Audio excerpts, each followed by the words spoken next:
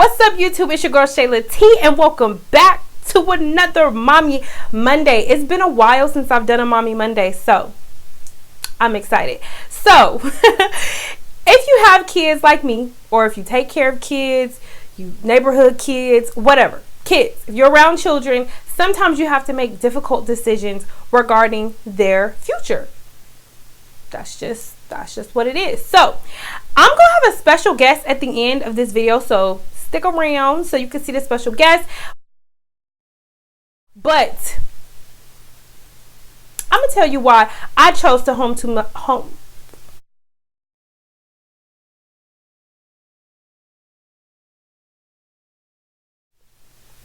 tell you why I chose to homeschool my son. So let's get it.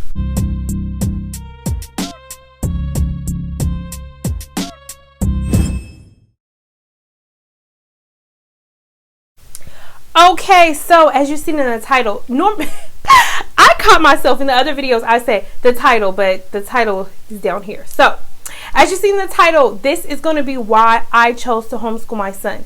But don't let this distract you. Don't let that distract you, because it distracts me. Like, I ripped my whole nail off and it won't stay on. So whatever, but we here. We is here. So let's get straight into it. So I have 3 children. As you've seen in my other videos, you better check it out. My baby made a cameo. I have a 1-year-old, I have a 9-year-old, and I have an almost 11-year-old. So they've been going to public school, this whole time. And my son, who is my 9-year-old, he is very bright. Like, he is like one of those learners where they can just, I can't snap, but snap and they know something. You show him one thing, one time, he got it, okay? And that's good. Like, he learns very fast from a small age. He was always above average and always ahead. That's cool. My son always had a way of like learning that reminds me of myself. Okay. So yeah, he's always learned. He was a fast learner and very, very smart.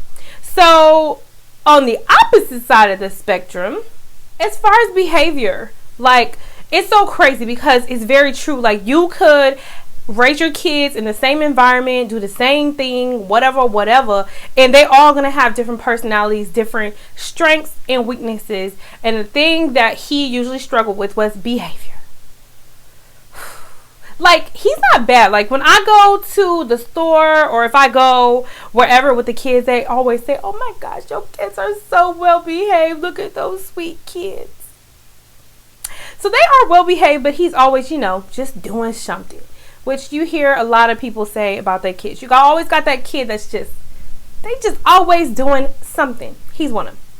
He is one of them. So, as far as school, sometimes he would get into a little trouble, and yes. But I say when he was, what was that, 2nd grade? Yeah, that's when it started to become a problem. Like, y'all, he goes to the school like up the street from the house, so it's convenient, it's right there, and it works. Like, my daughter was going there, of course, a little before him, and she has never had an issue there. Never had an issue. But he was just starting to get into trouble. Like, little things, like he did this and he did that. It's just starting to get like the little problems where I'm like, boy, what are you doing up at that school?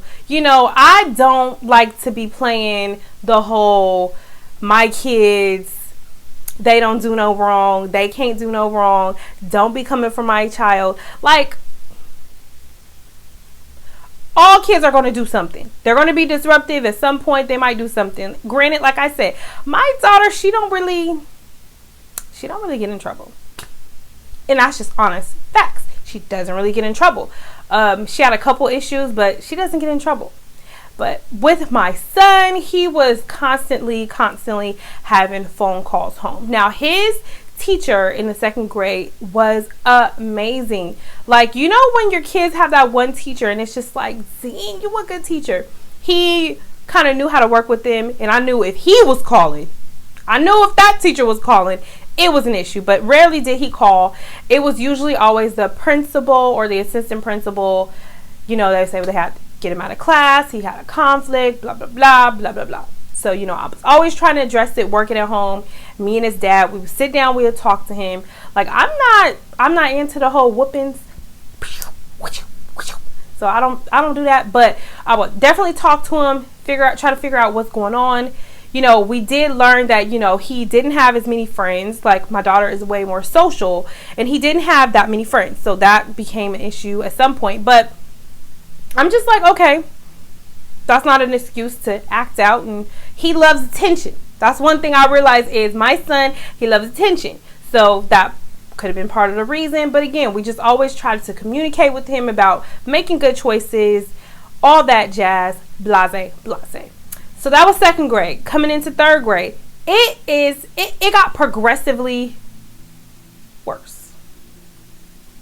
When I tell you, and I was working in the operating room, you know, where they have surgeries, and I would have to turn over those rooms and get it ready for surgery. So it's a job that I can't have my cell phone on me.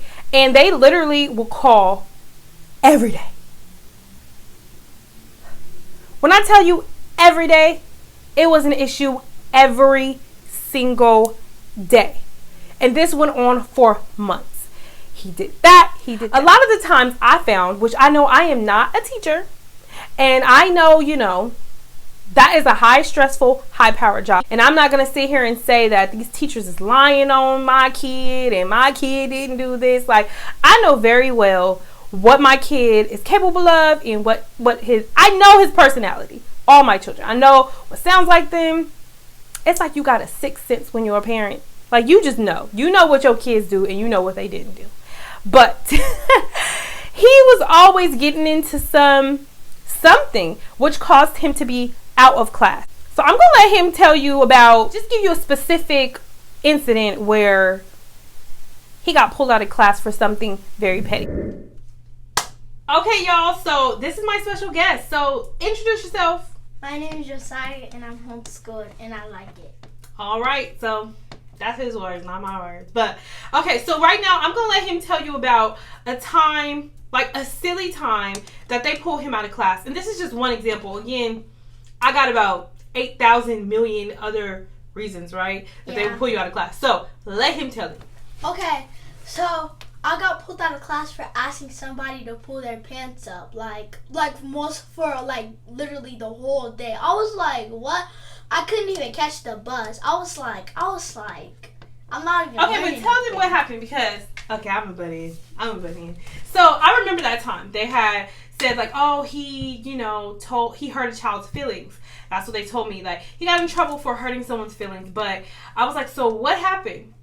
And you tell them what happened. So you were sitting there and what? Yeah. So we have like a carpet where you have to sit in front of somebody, but we have to look straight. So nobody wanted to see that. So I literally just asked him, "Can you pull your pants up?" And then because he was showing his butt. Yeah. And then he gets all mad and stuff, has an anger issue, and then I get in trouble. I hate when that happens. Which I felt like when they called me and told me, I'm like, okay, I'm waiting for did he say, your butt, you stink, I'm like, did he was he rude about it? And he's like, no, he just asked him, hey, can you pull your pants up? And I said, please. Manners. And, the guy, I guess he got, upset, and since he got upset and emotional, it was his fault, which I felt was so petty. But that's just one of the billion trillion reasons. And yeah, so. Yep. All right, got my special guest here, my son. Let's go. Yep. You gonna leave me hanging? All right, but for the most part, the day-to-day, everyday calling, it was petty. It was things that I felt like, well, they could have figured out. So I'm talking to him on the phone every day. They're calling me, and I'm just like, look, every time I take a break from work, I'm just waiting on the call checking the caller ID, like, that school didn't call again. And it's just like, I was pregnant at the time as well, and it just got to be so much where I'm like, call his dad first. Only call me if it's an emergency. If it's not an emergency, call his dad, because I can't. It's stressful because you want your kids to succeed, you want your kids to do good, and it's just like when they're calling every single day, every single hour, it makes you feel like, dang, is my kid like the worst kid in the school? And I volunteered at the school, and he was definitely not the worst, but that's a whole nother story. So it's just like, man, it just makes you super stressed out. So when he would get these calls home, every time they would call, they would have me talk to him, which I would say, hey, like, what's going on? What is he doing?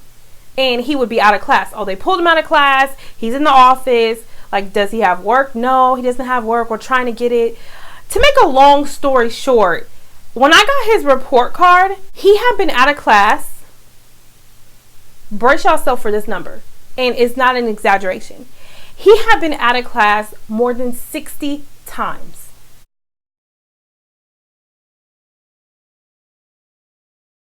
Which I felt was absurd. And this is not like, I went up to the teacher, I went up to, the principal, I didn't have meetings and advocated for him. And, also advocated for them, because I know, like, again, it's not easy being a teacher, and you have multiple children and multiple personalities, and you're trying to teach them something. But that was so excessive to me. And once I started doing my research, because I was on bed rest and I had lots of time on my hands, but I started doing my research and start realizing that this is not an uncommon thing. This is something that is very serious, and it's something called it's like the school to prison pipeline. They are disciplining boys at a much higher rate, and then when you're an African American boy, that rate is even higher. And they are also, like, pretty much grooming them for prison. It sounds harsh, right? Because number one, they're not really learning what they should be learning, so they're already, like, lacking there. And two, they're just not really giving them the skills to succeed. Again, especially if you have an African American child, and even if you don't, if you have a boy, it kind of is what it is. Or even if you don't have a boy, any type of child that's a little overactive, so meaning they may have ADHD, they may have all type of things, whatever. Anybody who's a little over or hyperactive, they are being disciplined at a higher rate, and it's just, they're not really giving the help or the support that they need. So once I started doing that, I started thinking like, whoa, I do not want my child to be a statistic. I mean, nobody does. Like, let's be real. You don't want your child to be a statistic, but we have to advocate for our children, because let's be honest, this world is not designed for the average, middle class or lower class child to succeed.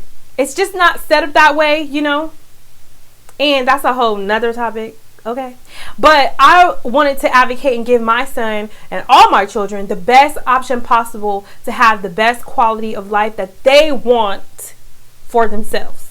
So that's going to look different to everybody, right? It's going to look different for me. It's going to look different for you, whatever. But this nail, but whatever that looks like, I want my children to have that. So by being their biggest advocate, I had to step back and say, look, if he's been out of class over 60 times, that's over 60 lessons, over 60 things he's missed. And that's not cool. Luckily, he learns at a higher rate, and he kind of knows everything. Not saying, okay, let me take that back. He kind of knew a lot of the curriculum that they were teaching in the third grade. So it's not like he really missed out, because he was very, very smart. But what if he wasn't? And let's just be real. Like, we're going to be real. Like, every kid is not going to be at the same learning curve. Some people may need different things. And just me thinking like that could have been, it could have been a disaster. It could have been way worse than what it was. And so just me taking a step back and really thinking about what was the best interest for him, I decided, you know what? I'm having a baby, right? So I'm at home. And after I have this baby, I'm going to continue to be home because I want to raise the baby up. I'm just going to homeschool. And it really is a hard choice because at this point, I'm saying I am going to be the teacher for my kid. Y'all, like, it's saying that instead of me sleeping in, I'm going to be waking up. Instead of me lounging all day, I'm going to be helping a child with work. So that's really the reason why I chose to do homeschool, is because he was not given the support, he just wasn't getting what he was needing from school. And so I felt like, okay, you know what, let's get it, let's go. I want him to excel, keep going up. And so that's why I chose to do it. So that's it. I chose to because school just wasn't working out. It wasn't. So again, you have to know where your individual kid is at, because every kid is going to be different and need different things. And so that's where we're at. So this is going to just be the first video of plenty. I'm going to be doing a lot more about homeschooling because that's just what I do now. Like, I'm a teacher. Can I get an apple on Teacher Appreciation Day? Because I'm low-key a teacher. Have you thought about homeschooling your child? Do you homeschool your child? Is it something that you would consider? And if you have homeschooled your child, or currently, why are some of the reasons you did that? Why did you choose to do that? And if you haven't but just thought about it, what's some of the reasons why you would do that? So let me know in the comment section below. Again, don't forget to like, comment, share, and subscribe this video. And I'm out.